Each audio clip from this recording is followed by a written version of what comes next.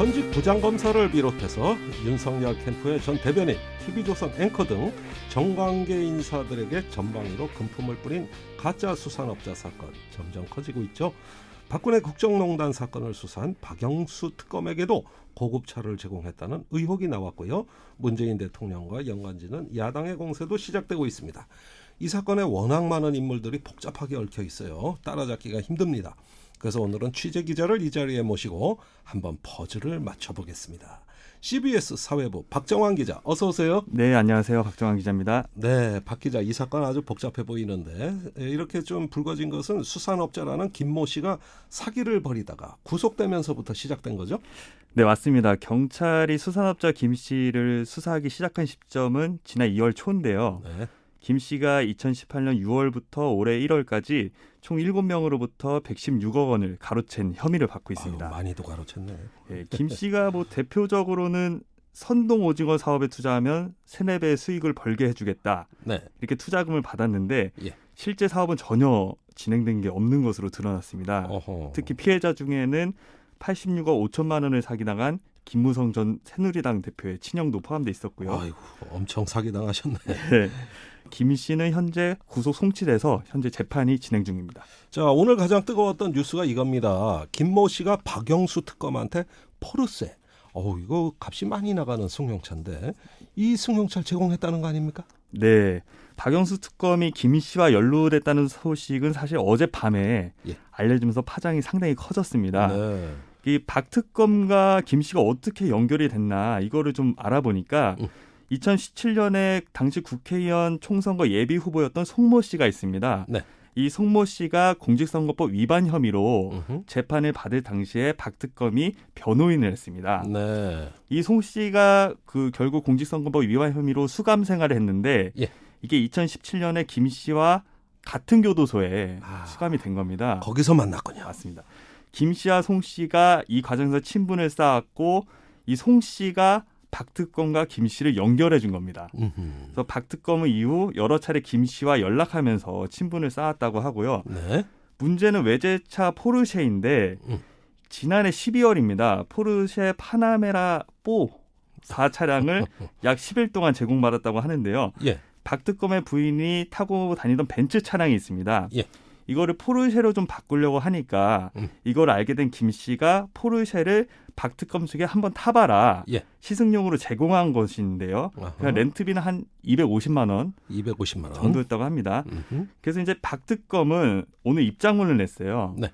송 씨 측을 통해서 김 씨를 알게 된 건 사실이지만 이 포르쉐 같은 경우에는 자기가 이제 빌려서 이틀 정도 타고 예. 돌려줬고 그리고 렌트비 250만 원도 전달했다. 그래요? 사실 좀 문제가 있을지 모르지만 좀 이렇게 방심한 것은 제 잘못이지만 무리를 빚은 것에 대해 사과드리고 예. 그리고 여기에 대해서는 뇌물이 아니다 이런 입장을 밝혔습니다. 예. 박지원 국정원장도 만났다. 이 김 씨가 정말 전방위로 이렇게 정치인들 만나는 것 같은데 또 정치인 이름 나오는 사람 없습니까? 일단 박지원 국가정보원장을 만났다는 의혹은 예전에 그 정치권 인사 소개로 네. 이 박 원장과 김 씨가 또 만났다고 해요. 예. 그래서 박 원장은 식사 자리에 김 씨를 몇 번 만난 적이 있다. 일단 인정을 했고 예. 김 씨 같은 경우는 박 원장 자택에 수산물을 선물로 보냈다고 예. 경찰에 진술을 했는데 박 원장도 이러한 부분은 사실 인정을 했습니다. 인정했고. 다만 이 선물이 고가가 아니기 때문에 예. 큰 의미는 없다. 이렇게 이제 입장을 밝혔죠. 예. 그 시점은 국정원장 취임 이전으로 전해졌습니다. 네. 일단은 이 김 씨가 근거지가 포항입니다. 그 수산업을 하는 회사도 이제 포항에 있었는데 네. 그래서 경북 지역의 국회의원 이름들이 조금 오르내리는 이런 상황이고요. 네. 그리고 오늘 같은 경우에는 홍준표 국민의힘 의원이 오늘 SNS에서 아까 얘기한 이동훈 전 대변인 있잖아요. 예. 그 소개로 김 씨와 셋이서 2년 전에 식사를 한 일이 있다. 예. 근데 다만 이 사람이 명함에 너무 많은 직함이 적혀 있고 약간 예. 소비욕이 보여서 예. 사기꾼으로 봤다는 거죠. 어허. 그리고 특히 이제 포항에 있던 수산물 업체도 한적한 시골 길거리였다 이렇게 해고하면서 예. 자신과는 전혀 연관이 없다. 미리 좀 사전 신고를 한 셈이 됐습니다. 아, 그래요? 자, 사기꾼 같았는데 만나서 그냥 식사 정도 했다 이런 정도입니다. 그러면은 김모 씨한테 이렇게 뭐 식사 자리 또 뭐 펜션 해가지고 정관계 인사들 줄줄이 소개시켜준 중간 연결고리가 있지 않겠어요? 예, 맞습니다. 아까 얘기한 박영수 특검과 김 씨의 연결고리가 송모 씨라고 네. 했죠. 네. 이 송모 씨 같은 경우에는 20년 넘게 언론사 기자로 활동을 해왔습니다. 네. 그리고 과거 김무성 전 의원 선거 캠프에서 특보를 맡기도 했고요. 네. 그래서 이 사람의 직함도 또 다양한데 2018년 3월부터 네. 어느 한 인터넷 매체의 발행인과 편집인을 맡았습니다. 어허. 그래서 이 발행인과 편집인을 맡았던 그 매체의 그 김 씨 같은 경우에는 이 매체의 부회장 직함을 얻었고요. 예. 그러니까 사실상 송 씨가 얻어준 거죠. 예. 언론인이 된 거예요. 예, 맞습니다. 예. 그래서 사실상 그 포항 지역에 음흠. 김 씨를 알고 있던 주변 사람들은 그 김 씨가 음흠. 감옥에서 송 씨를 만난 이후부터 네. 정계 인사들과 어울릴 수 있었다. 네. 이렇게 말을 하고 실제로 이 김 씨가 그 고향에서는 특별히 직업도 없고 네. 슬리퍼 차림으로 담배꽁초를 주워 필 정도로 굉장히 상황이 열악했다고 해요. 예. 근데 송 씨를 만난 이후에 정치권 사람이 예. 줄을 대줬다고 하죠. 어허. 결국 이 교도소에서 맺은 인연이 네. 아무래도 이 김 씨가 그 인맥을 형성하는 데 도움을 네. 줬나 싶지 않습니다. 아, 그러면 이렇게 소개해준 그 송모 씨. 근데 정작 그 사람은 나도 피해자다 이렇게 주장하고 있다면서요. 네, 이게 조금 재미있는 사건인 게 예. 김 씨 같은 경우에는 김 씨 같은 경우에는 송 씨와 감옥에서 친분을 쌓았잖아요. 네. 근데 심지어 송 씨를 상대로 사기를 친 것으로 드러났습니다. 아, 그래요. 예, 아까 얘기한 그 오징어 매매 사업에 투자하면 음. 수익을 낼 수 있다고 속여서 예. 이 송 씨로부터 17억 5천만 원을 가로챘다고 하고요. 예. 지금 김 씨 같은 경우에는 이 사기 혐의로 재판이 진행 중인데 예. 이 송 씨 같은 경우는 재판 피해자 중 한 명입니다. 그러니까 사람들 소개시켜주고 돈 뜯기고 예, 아주 두루두루 피해를 제대로 당하신 것 같네요. 네, 맞습니다. 그러면은 김모 씨가 무슨 목적으로 왜 이렇게 금품을 뿌리면서 로비를 하고 다녔을까 이거예요.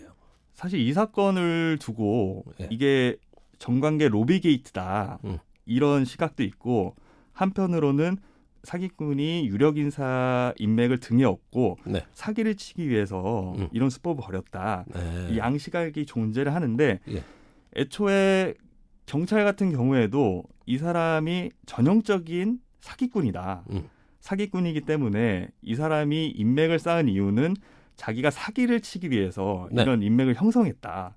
이렇게 보고 있어요. 네. 근데 지금 현재 상황에서는 여러 유력 인사들의 얘기가 나오지 않습니까? 아까 네. 박영수 특검도 그렇고 이 사람이 과연 사기만 쳤을까? 네. 실제로 정관계 로비를 위해서 여러 금품을 주지 않았겠느냐? 예. 이런 해석에 점점 힘이 실리면서 앞으로 경찰 수사가 좀 주목이 되고 있습니다. 그러니까 사기와 로비는 일직선상에 놓여 있는 연결된 지점이겠죠. 네. 그게 각자 놀지는 않았을 거 아닙니까? 네.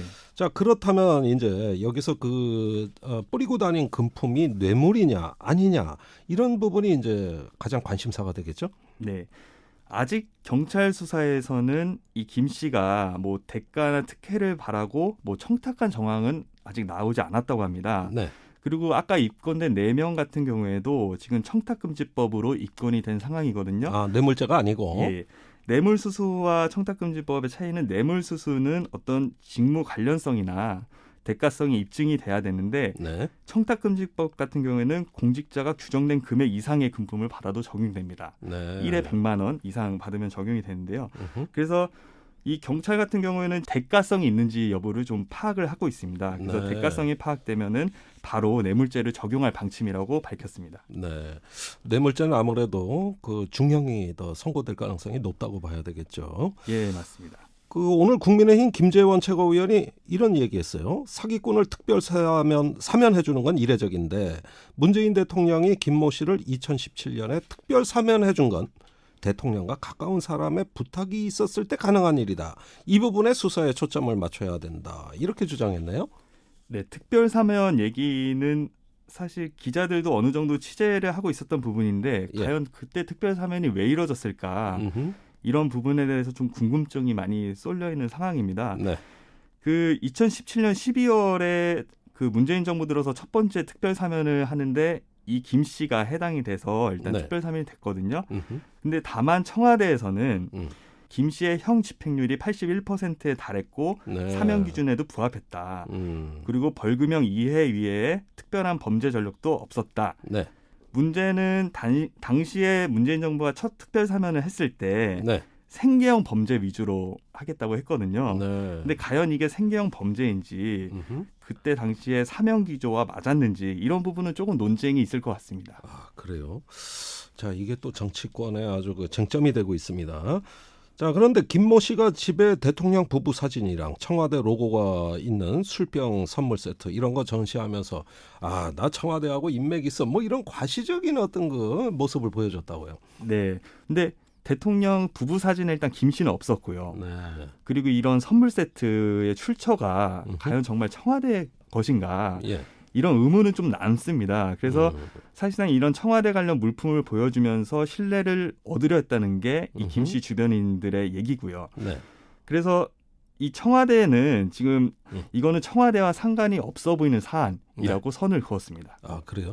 그 대통령 어떤 사진이나 청와대 특히 선물 세트 같은 경우 이거 명절 때 선물 그 청와대가 보내주는 거 거기서 입수할 수 있는 거거든요. 네. 그러니까 이 선물 세트를 직접 받은 건지 딴 사람이 받은 걸 가져온 건지 이 부분이 핵심이 될 것 같은데. 네, 그 부분도 충분히 규명해야 할 부분 같습니다. 네. 자, 이 사건의 전모 아직도 갈 길이 멀은 것 같습니다. 사기를 쳐서 금품을 확보하고 그 금품을 다시 로비에 투입하는 이런 어떤 순환골이 어디까지 확장돼 있느냐 이제 조금만 더 지켜볼 필요가 있겠습니다. CBS 사회부 박정환 기자였습니다. 오늘 말씀 감사합니다. 감사합니다.